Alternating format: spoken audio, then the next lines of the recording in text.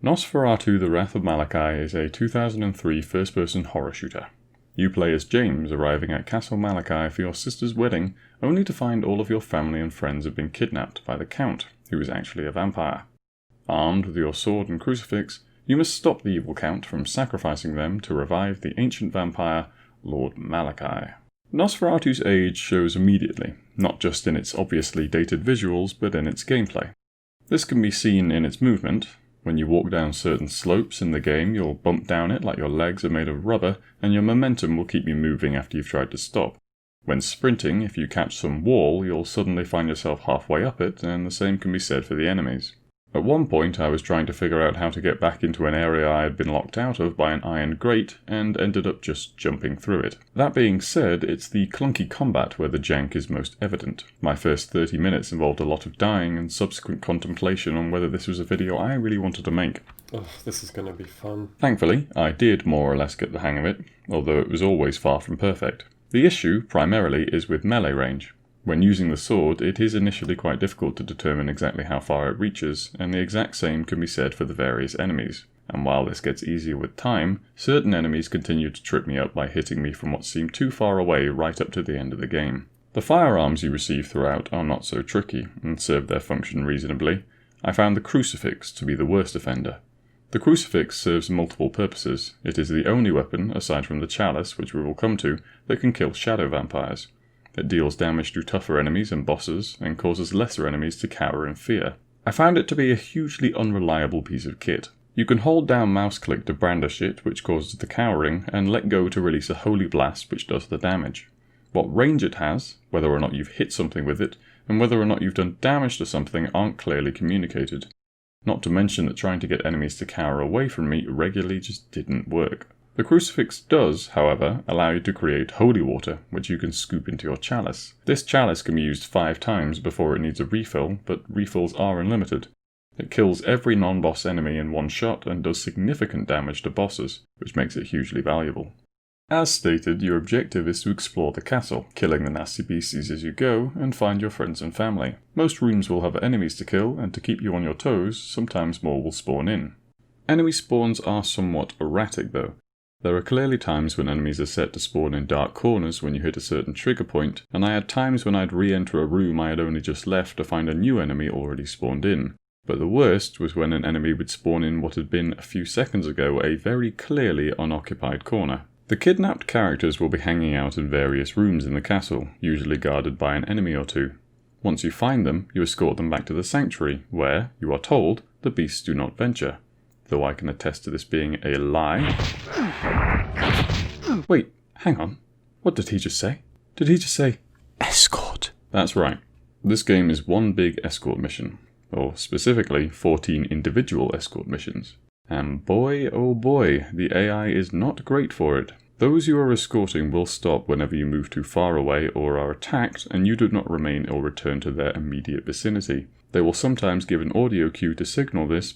If you're sure about this, old man, I'll wait here until you're back then, eh, James? But most of the time they either didn't or I had moved too far away to hear it.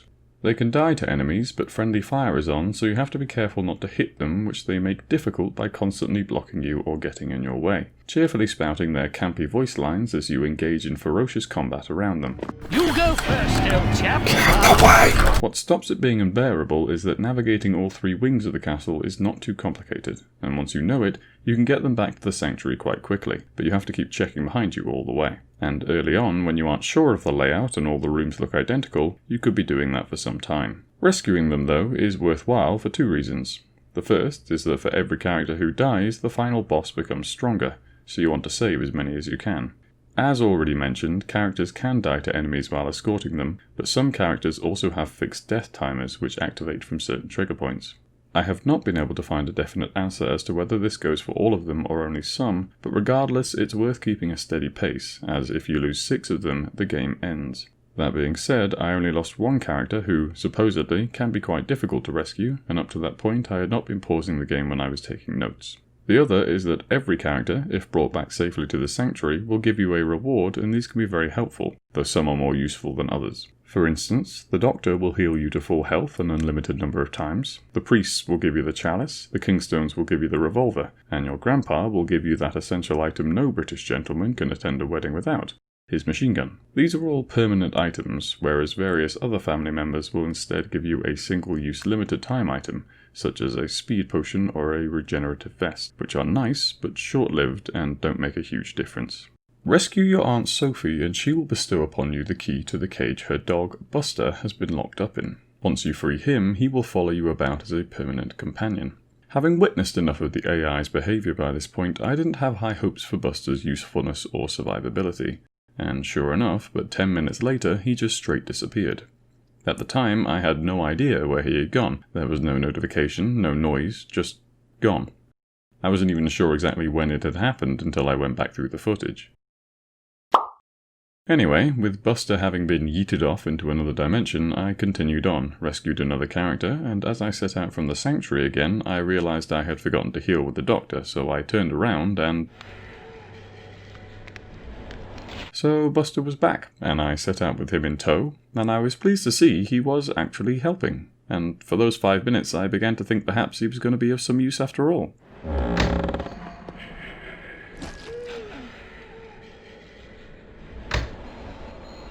Wow, what a roller coaster. The game is quite forgiving about access to these items. Some of them, like the Chalice and the Revolver, are shared by 2 characters, ensuring you have another chance to receive them if one of the 2 dies. On top of that, 2 characters reward you with a key that provides access to the other character's rewards anyway. You cannot simply track down and waltz off with every character. Some have to be rescued from the clutches of the bosses. The bosses are not great. The first is on top of a big tower, and for me it went a little something like this.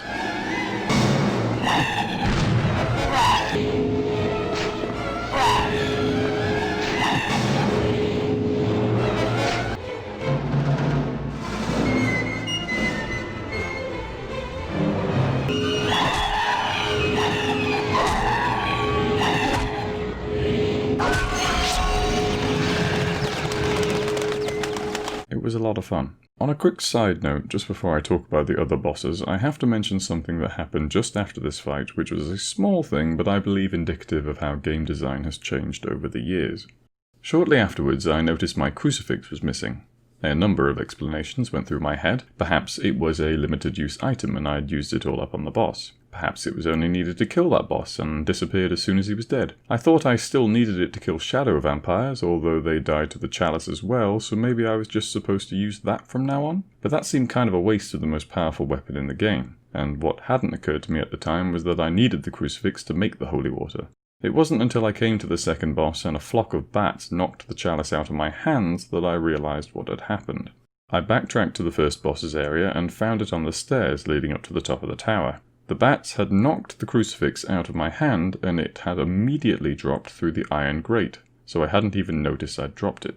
This is the sort of thing I could imagine the designers of yesteryear implementing without fully considering what could go wrong. If I had been standing at the edge of the tower when this happened, I might not have even noticed the crucifix disappear into the darkness, and would never have found it again.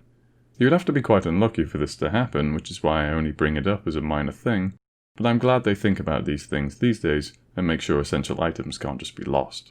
But back to these bosses. The second one can be insta-killed with a single splash of holy water. The third can be killed with 2.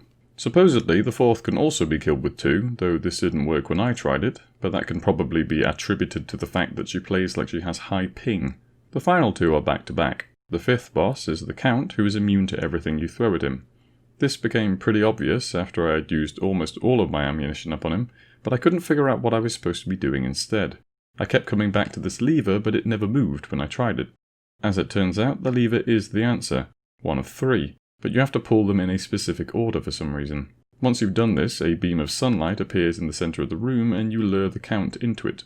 However, before the fight, he sacrificed the only character you can't save, the sister who was to be wed in order to raise Malachi, the final boss. He's chilling downstairs in a dark room in the very beam of sunlight that just killed the Count. A few mags from the machine gun quite easily puts him down and the game ends. So the bosses are a little pointless. They're just there to break up the exploration, but they hardly serve that purpose when you can kill them so quickly. The Wrath of Malachi has a very 2003 trick up its sleeve to encourage replayability. Each time you start a new game, the non-essential structure of the castle is randomized, as are where the characters are being held. It's a simple but neat trick that adds a somewhat roguelike element to the game, and I like that, because for all its jank and outdated design, it has one special thing going for it, and that's its simplicity. On a modern machine, you can be in and playing the game about 10-15 seconds after hitting that play button. I can see why people would choose to play this again, why people speedrun it. Small time commitment, no quests or big story to keep track of, just move fast, kill vampires, try to beat your previous time. If that's all you feel like doing, well, it's not a great game, but it's alright. And even when it's frustrating, sometimes you just have to laugh.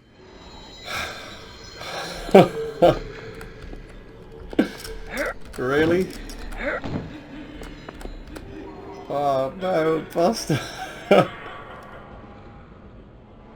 Oh, doing me.